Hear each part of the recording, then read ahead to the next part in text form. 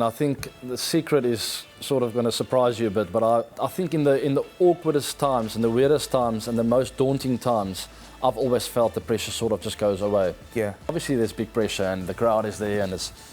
But for me, I would sort of take the expectation away from myself, and that's the biggest killer: is expectation, not from the people, what you put on yourself.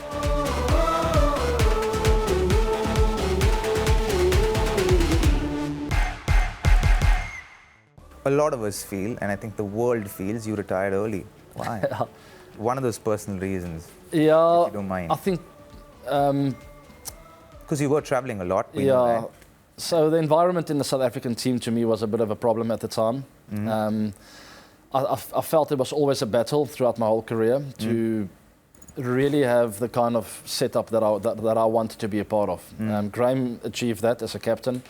He was incredible. He made us believe that we are one unit and there's nothing else that matters. And that sort of started changing for me towards the back end of my career. I think I lost a lot of friends in Boucher, Smith, Callis at the same time. And all of a sudden looking around, none of them were there. Yes, Faf were there and some of the other guys, but they were all younger than me, all played less games. And all of a sudden it was all on me to drive this thing, and which I really enjoyed. But I think you need a group like 4 or 5 people around you that are very tight, understand the same things that you do. And I never felt that I really had that towards the back end of my career. And that played a big role. The politics in South Africa, family. I started a family. I had to travel a lot and decided, you know what, I want to see them more often. And that's a lot more important to me in life than not seeing them. So yeah, that's some of the most personal ones and important ones to me, and lots of other reasons as well. But so do you feel like, and when captaincy kind of came around to you, you were, as in, you felt like you'd seen and been through a lot as an international cricketer, but for you to kind of form that group of 5 or 6 people, you didn't have that space and that energy perhaps mentally to be able to do that? Yeah, it's a very interesting dynamic, that, and I think it's up to the captain to sort of create that yourself by the people that finally ends up in the team. But if you don't have that kind of power to have the players that you want to and the kind of coaching staff, I don't know, every team is different. Some teams have the coaching control, some teams have a board in control. I think Graham had a lot of say when he was playing, making sure that he's got his group around him. I don't think he had all the power, but a big part of it. So yeah, that's important. If you know you have 4 or 5 players around you and they've got your back no matter what, I think it's enjoyable to be captain like that. Yeah, interesting. Not many people, I think most people consider you to be the greatest white ball player to have ever played the game. You've set templates for batters for, I think, the next 2 generations, not just one. How would you define your own legacy as far as white ball cricket is concerned? It's a tough question. I don't like to talk about myself too much, especially the good stuff. I don't look at stats, as you know. I know my stats look pretty good. I know Virat's stats is much better. So he must be the best player that's ever played the game, and which I'm very happy to say as well. He's been unbelievable. That's never been important to me. It's always been important. What's been important to me is the way I do it. The never say die kind of attitude, always seeing an opportunity in all situations of all games. And I think that's what defines me, and that's the reason why you saw all these crazy shots. I just really wanted to win games at all costs. No matter what I do, I would take the ball on the body for the team, for the country. I've always had that attitude. So I think that's what defines me. People will always throw your stats in your face, whether it's good or bad, which I feel is unfortunate. There's some players, I mean, take the orange cap, for example. If you're not in the top 3, you're not going to compete there. But once you get home, people throw it in your face and say, but you only scored 400 runs this season. I only faced half the balls in the openers there. What are you talking about? Anyway, so those are the kind of stuff I really don't enjoy in cricket. I think the fans and people like myself have always, well, fans should, and people like myself have always looked at the way people play the game of cricket. MS Dhoni, batting at 8 for CSK this season, selfless. It's the biggest example of that. He comes in and he puts himself in areas where he feels he's going to have the biggest impact. And if he's not going to impact the team batting at 3 or 4, then he's got to move down. But he still sees an impactful role as captain and as leader as the team. But anyway, those are the kind of people I really respect in the cricketing space, which I love watching play. People are prepared to put the body on line for the bigger cause and for the team. Yeah. Do you in that same context, do you think that statistics and the way we present it should be changed, because the game is evolving, but the way we record the game hasn't evolved in a sense?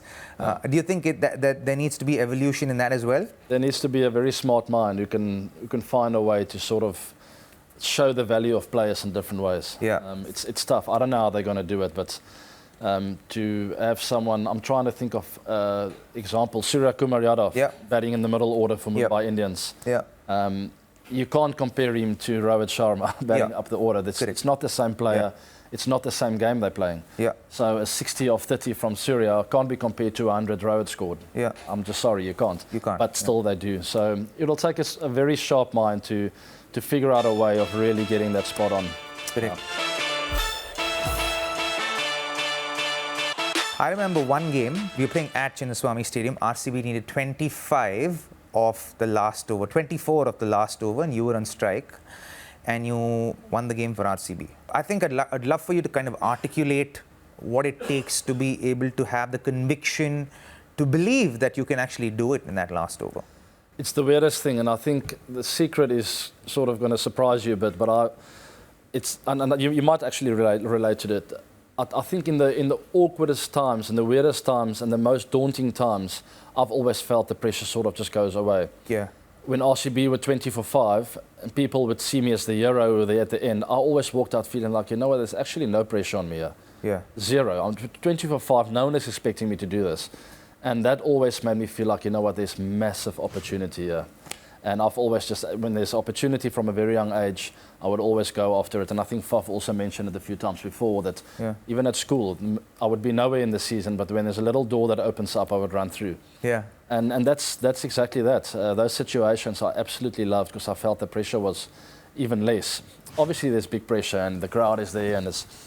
But for me, I would sort of take the expectation away from myself, and that's the biggest killer, is expectation. Not from the people, what you put on yourself. Yeah. So that's what sort of got really tough towards the back end of my career.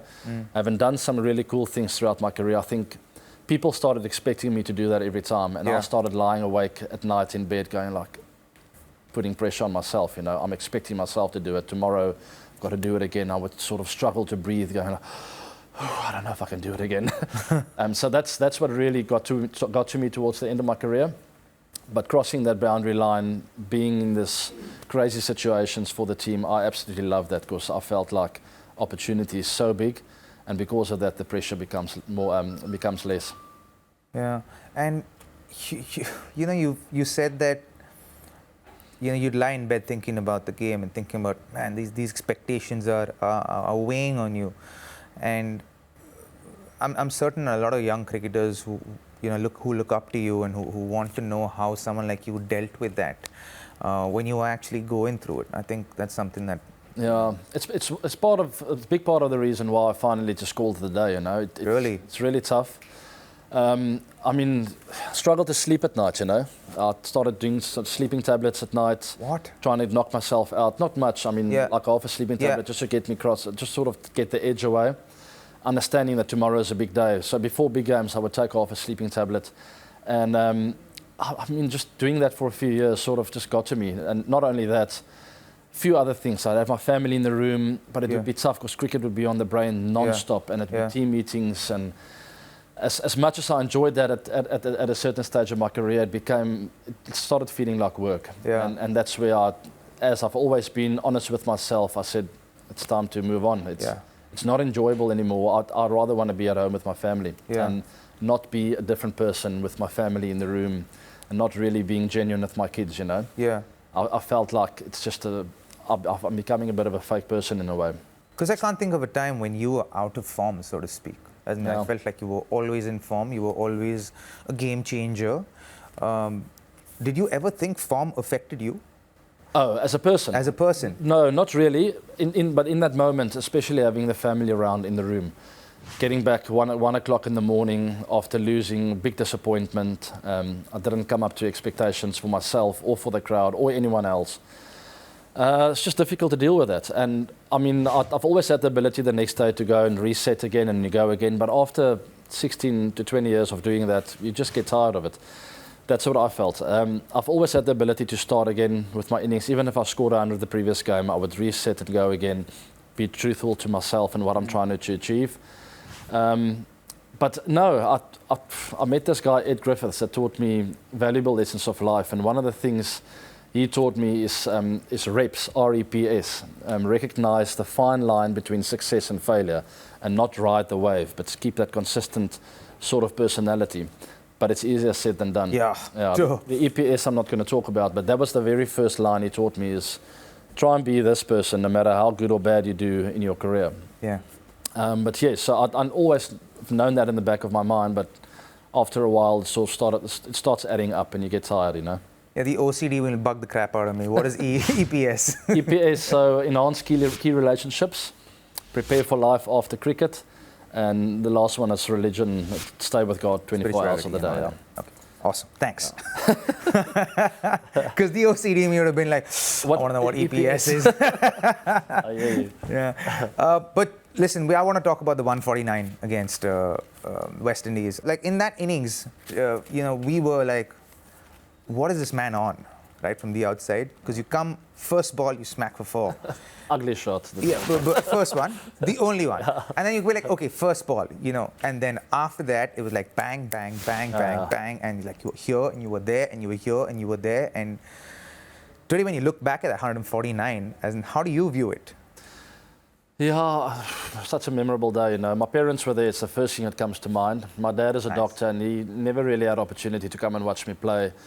He watched maybe 5 to 10 games throughout my career. And I remember that day, that day before they called me and said, listen, it's day off for me, and do you have tickets? And I said, absolutely, I can't wait. Come through. So it's a special day. It was the Pink Day where we raised funds for breast cancer. Yep. Just a great vibe. It was a packed bull ring stand, a packed bull ring ground at the Wanderers in Joburg. Such a great stadium. So loud, and won the toss, batted first. It was just all lined up, and I didn't even think of my own batting. I mean, the boys were going so well. Yeah. And I remember wanting David Miller to go out to bat because Suleiman Ben had a few more overs left. And I told Russell Domingo, our coach, listen, he's going to take Ben down here. So let's just send him out. And he just said, there's absolutely no way you're going in next. Yeah. So I said, okay. And all of a sudden, a bit nervous again. I remember the wicket went down, walking down the stairs. I had a bit of a stumble, almost fell down.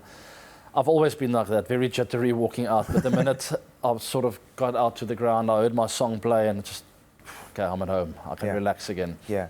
And that's where I always felt at home. It's the minute I'm out there, out in the middle with my bat in hand. Yeah. My partner was Hashim Amla. I couldn't have asked for a better partner. And I think he was already on 100 then. Yeah. He was batting beautifully as always. And the first one came around, went for 4. And as I told you before, I just saw opportunity. Big day, 11 overs to go. That sort of broke the shackles down, and I just decided, okay, if I get out, it doesn't matter. Yeah. The rest of the boys are coming. There's Miller, there's Farambia, Dave JP Dumini. We had a big batting lineup to come, and I just decided to have a go with every ball and still be smart about it. And as I said before, for 39 overs, I watched the game. I knew exactly what I wanted to do. Yeah. I knew where the areas of weakness were within the West Indies bowling attack, the short boundary, the longer boundary. So I was programmed and ready to roll. Nice. And did you speak to Hash after it? What are the conversations with Hash there? Because he was on 102 or 3 when you went out of bat, and he was 120 when you both came out, and you were 149. I remember him just shaking his head from time to time. He called me Abbas, and he would just go like, Abbas, what are you doing? I just kept going, and Ash would just shake his head and just I'd do a fist bump. He's one of the best people I've ever played cricket with. It's one of the guys that I remember playing with, and we had such a great bond, and it was fantastic that he was out there with me that day. Yeah. And how much of that innings was or did involve premeditation as a batter for you? Yeah, quite a lot more than the West Indies game at Sydney that I spoke about before. That was just mind shut off completely. The West Indies one, quite a lot of premeditation, but just in the zone, eh? It was just all in slow motion. And I think my my skill to read the game that day was better than ever. I was really just anticipating the flow of the game, what the bowlers are trying to do.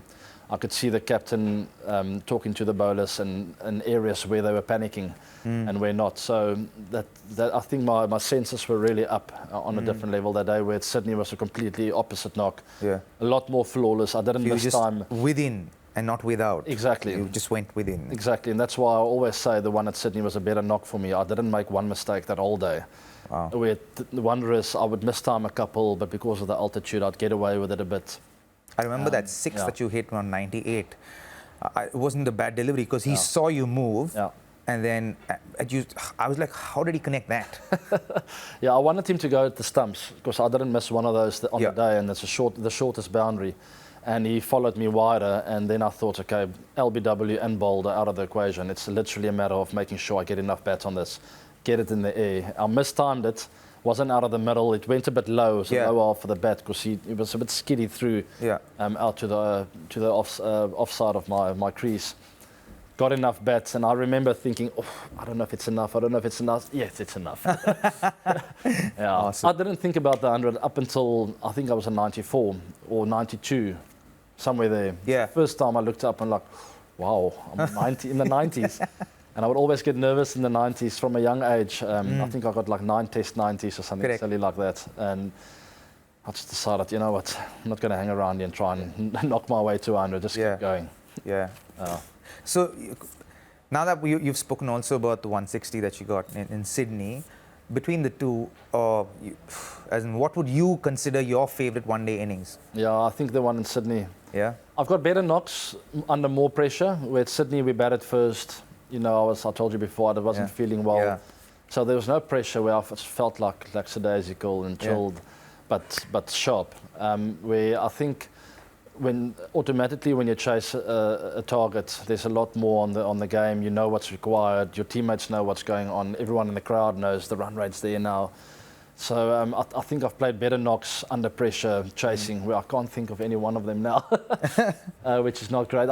Some games against Australia, I think there's one in Zimbabwe where we had a series against them. Correct. We had some the tri-series. Some incredible chases there under pressure, where there's a lot of banter between myself and Mitchell Johnson at the time, having a go at me, having a go back.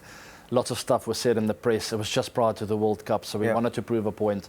So those are the knocks that really stand out, chasing under pressure where there's a lot on the spell. But the most flawless knock I've ever played, there are two. It's the one in Sydney, white ball cricket, and red ball cricket, my very final Test 100 in Port Elizabeth. Port Elizabeth. What a 100 against the Aussies, under big pressure, lots of controversies going on. Lots of banter. Yeah.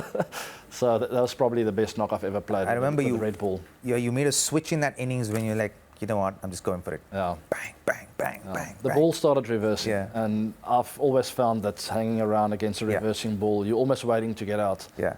And I decided to get them off their lengths a bit. I had to sort of take them off their lengths, pull a couple of ones that are not so short, come out of my crease. Yeah. So I sort of started irritating them a bit. Yeah. And I think that got the best bowling attack in the world at that time, a little bit off their game. And I capitalised on that.